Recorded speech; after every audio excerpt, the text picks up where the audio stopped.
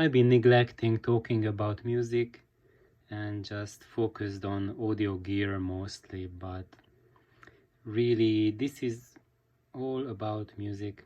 And it has been said many times that an audiophile is a failed musician.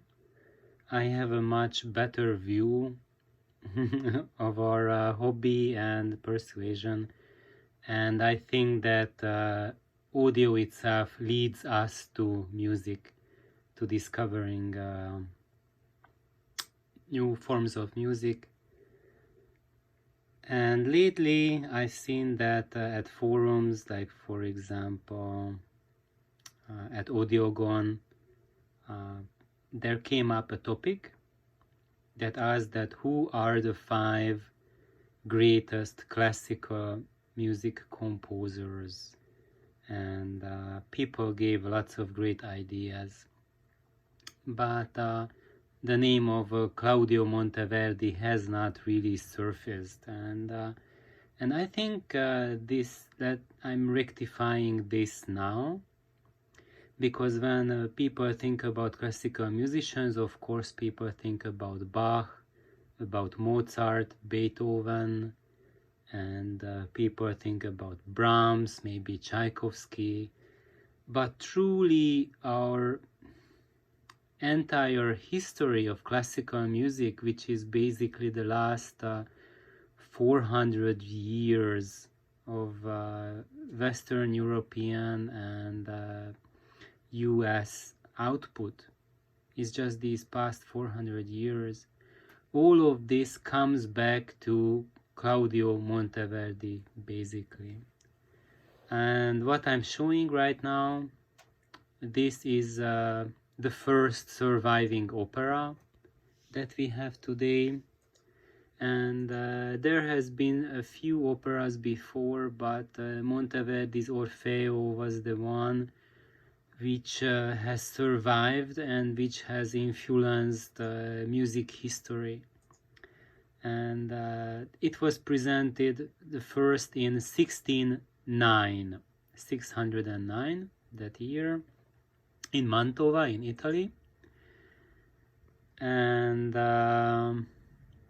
many works followed, and basically all of the musicians afterwards, from Bach to Mozart, and you can name any single composer, their work was tremendously influenced by the output of Claudio Monteverdi. And Monteverdi, he was a priest in Italy, a choir master, and he was also a violinist.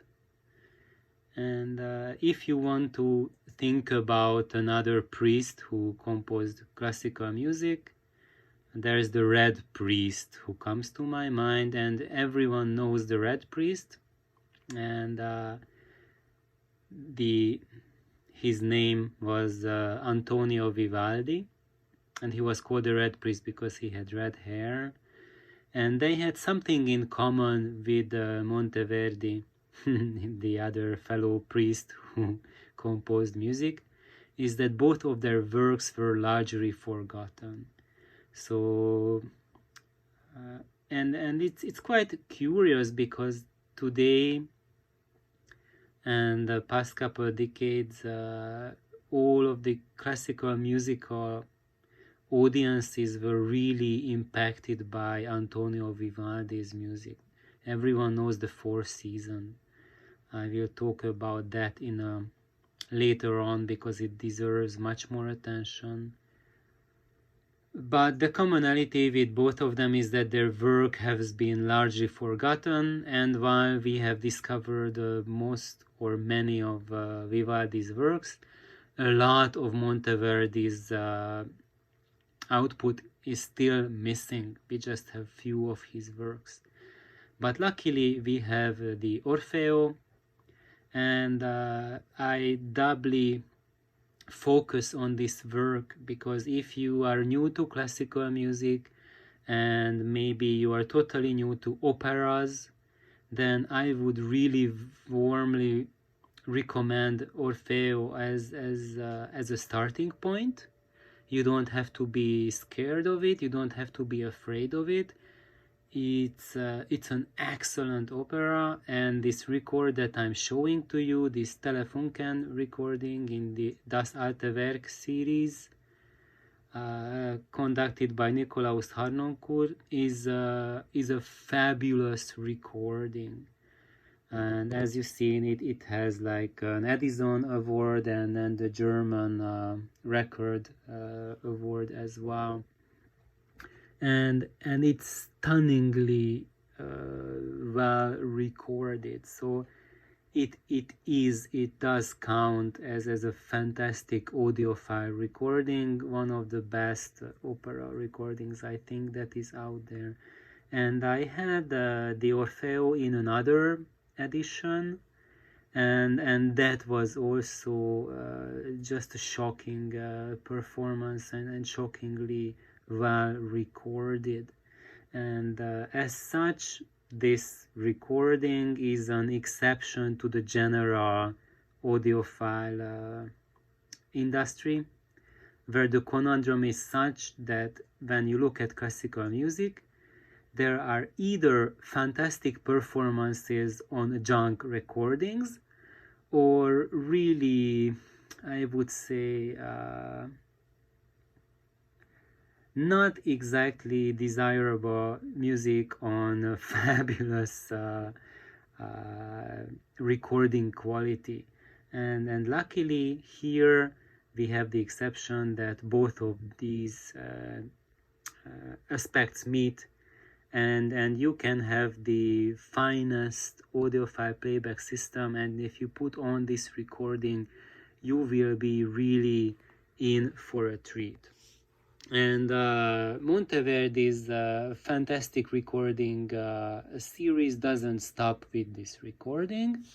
I show another one, which is Olympia's Lament, from Hyperion. And this is a direct metal mastering recording, and Emma Kirkby is singing. And you have to know that Emma Kirkby was the pioneer on working out baroque singing techniques, because a lot of the baroque singing, the technicality of it has been lost by our days. So it's not just the works of composers like Monteverdi, Vivaldi, even Bach. They were largely forgotten and they have been rediscovered in the 20th century. But also the way to sing has been quite forgotten. And thankfully Emma Kirkby did a tremendous effort and work to bring back this fantastic style of singing. So another absolutely audiophile quality recording that satisfies the best of the audiophiles, and also the best of the performances you can find out there. And now I show you something interesting. Everyone is expecting that the living stereo recordings sound absolutely superb. However, I can tell you that this recording is a really poor runner-up after the previous two that I have just shown you. It's disappointingly bland sounding. And when you look at it, you can look for the reason why does it sound so disappointing. And the reason can be found in the record itself. So if we take it out of the sleeve, let's just give a helping hand here.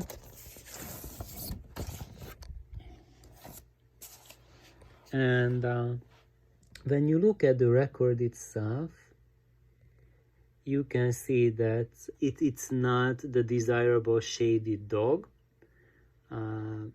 So it means that it's not a really early pressing. And if you look at the dead wax is this part of the record. You see, oh, now in the light maybe sometimes you can see that there is some writing in there. That part is called a dead wax. It's dead wax because there is no music there.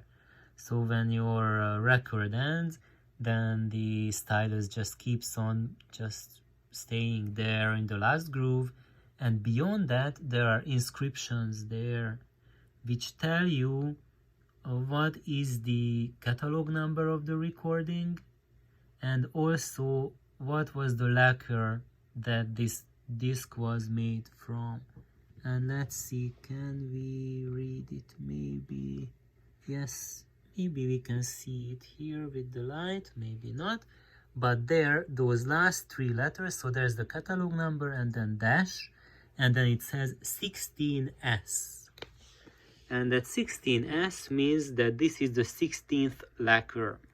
So it means that it's kind of like a late mid to early late pressing, which means that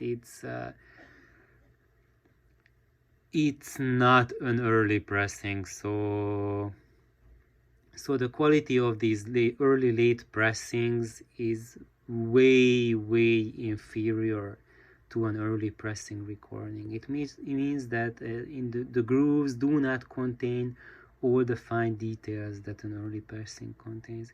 And you see like really controversial things about early pressing versus late pressing, and part of this controversy is because it depends on your turntable whether you can hear difference between early and late pressings. If you take such records that had really a lot of pressings done, and RCA is guilty of making really long productions. So for example, if you find the Toscanini records, they really went up to like a 60th lacquer, which is just a lot. And then when you have a 60th lacquer, there's very little information left on those discs. And by that time, they employ a lot of boosting of the signal and all kinds of techniques to boost up the resolution, because there's a lot of information loss. So if you have that kind of situation where you have like an early pressing of a Toscanini recording and a late, even on the poorest turntable setups, the differences will be striking. However, if you go for this situation, like you have a 16th lacquer, which is 1/6, versus an early pressing like a second, third, or maybe a first, then if you have a basic turntable setup, then you might hear only a tiny difference. And the difference might be such minute, so minor, that you will be able to tell for sure that they are different, but you will not be able to tell which sounds better. And the reason for that is because when you have a cheaper stylus, they have an elliptical tip. And the elliptical tip doesn't fit into the groove. So it cannot read out the fine details which make the difference between early and later pressings. But when you have a microline stylus, or for example a Shibata stylus, then those tips, they can reach deeper into the groove, and they are able to read those fine details which are there at the first pressing or early pressings, and they are missing at the late pressings. And the differences are such when you have this system that a first pressing sounds exactly as a master tape. And the sound qualities are much closer to digital, what you have in digital recordings, than to what you consider as an average analog or vinyl sound. And the later the pressing gets, the more the sweetness comes into the recording, and the detail level dynamics give way to the general mushy sweetness that fans of digital are so horrified of. However, you have to know that that's not intrinsic to the media, it's intrinsic to late pressings. And so let's go and have a look at our next record. And that's why, for example, if you get a record, then do not pass easy judgment on the recording quality or on this recording in general, because if you have a later copy that sounds poor, but when you get a first pressing, you will be just stunned. If you have a resolving system, there are chances you will not even recognize that these two music are of the same performance. They will sound as if they were made from two completely different performances, probably even using different mics, different systems to record. So there is no downplaying of the importance of pressing. Next one. As we have seen there, that's a generally coveted label, RCA Living Stereo series. And here we have something which is really deplored and neglected by audiophiles, Angel. Angel records are really considered as second, third, fourth, fifth, seventh, 10th rate company, and no snobbish audiophile would ever deem to placing an Angel record on his turntable. However, you cannot just generalize. You really have to listen to each and every single record to be able to tell how it was recorded. And this recording just simply totally floors that living stereo recording. And this is an absolutely fantastic recording that will satisfy any audiophile, and that will be at the wow, I don't really want to hear it again category. And one of the more important things about this, it's not just that it's a surprise that it's an Angel and sounds great, but in general, Angel records have fantastic performers, fantastic performances, while RCA usually focuses on hype performances with performers who were really popular because they did something avant-garde or something unusual, and usually those performers whom you found on living stereo labels, they do not play classical music in its finest, most authentic performance. They usually add their flavor, and you hear more of the conductor's eccentric qualities than Beethoven or Bach or Brahms himself. Angel is much better in this regard. When you look, for example, here at Beethoven's piano sonatas, this is just a fantastic rendering of Beethoven's works, and it's Sviatoslav Richter who is playing, and his playing is simply fantastic. And if you are looking into Beethoven, then I really can recommend his piano sonatas. They are really, really fantastic pieces of work.